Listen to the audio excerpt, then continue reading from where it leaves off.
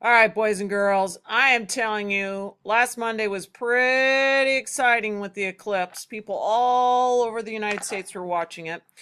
And it got me to thinking, how in the world is this that we know so much about the sun? How did we know?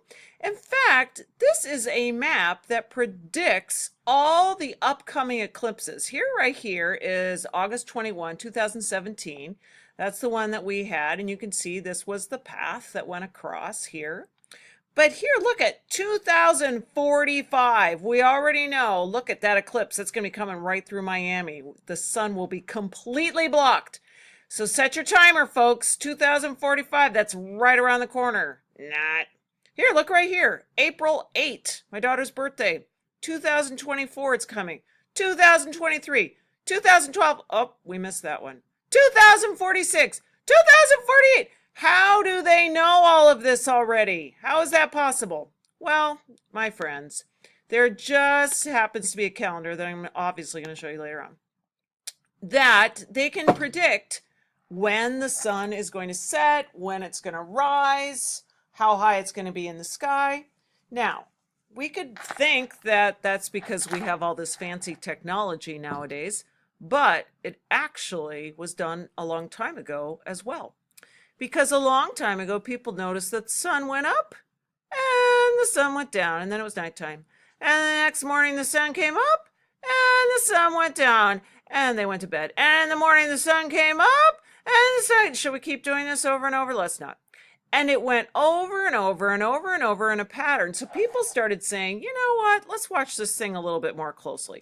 So they watched it and they noticed that in wintertime, the sun didn't go up as high in the sky. And in summertime, it looked like it went super high in the sky. In summertime, if there was a post somewhere, the shadow was very short. But in wintertime, the shadow would be super long. So they started to say, what is going on here? Is the sun really moving? Are we moving? Why is it changing heights? So they started making very close observations. Now, this is a stone carving from Egypt, ancient Egypt. You can see all the hieroglyphics.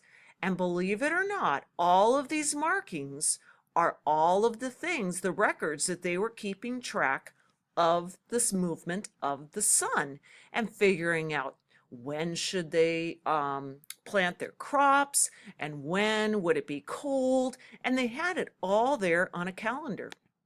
Here is another civilization that they started making a calendar of their own, marking how high the sun was in the sky and when the sun was in certain positions. This is from the Mayans. They actually made a calendar and they carved it in stone. And this is very, very famous. All of these little dots and all of these little symbols mean different things. And they could tell exactly where the sun would be in the sky on any given day of the year. Here's another one. Look at these guys. They've got their maps out here. They're figuring out where's the sun, where are the planets, when is the sun going to be there in certain times. They had this all figured out just by keeping close records of the sun. Now, I want to tell you about a place. It's called Ireland. It's a country, and you can see here on the world map, it's right over here. And in Ireland, there is a city called Newgrange. Now, I'm going to tell you a little story that's kind of interesting. Out in Newgrange, a long time ago, when people walked around, they found these really weird circular shapes, and they were like, what are these? And then they would see these little mounds of hills, and they would say, is that just a hill, or what is that? Well, one day there was a man, and this was in 1699, actually. It was quite a while ago. And he was building something, and he noticed that there were a bunch of rocks over here on the base of this hill. So he hired a whole bunch of people to start carrying those rocks over to where he needed to go. There's some sheep there too.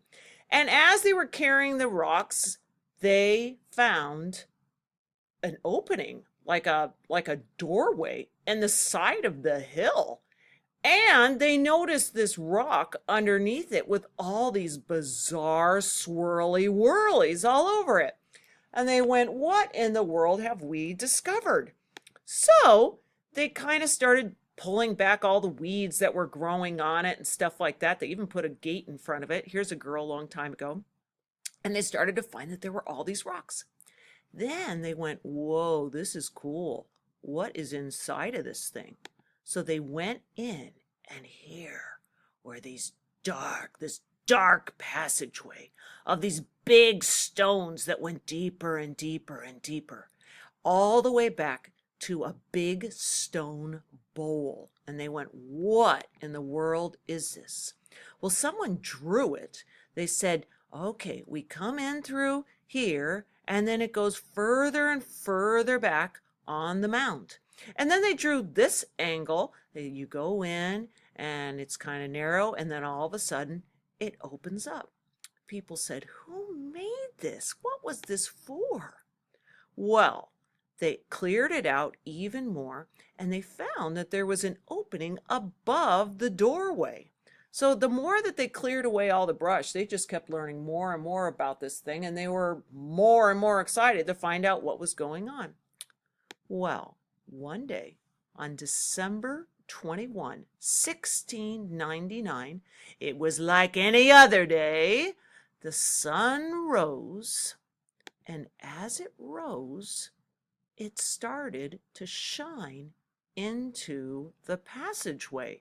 Now, usually the passageway was dark every single day, but all of a sudden on this particular day, the sun shone through that little hole on the top right here, and it started to fill up the whole passageway with light.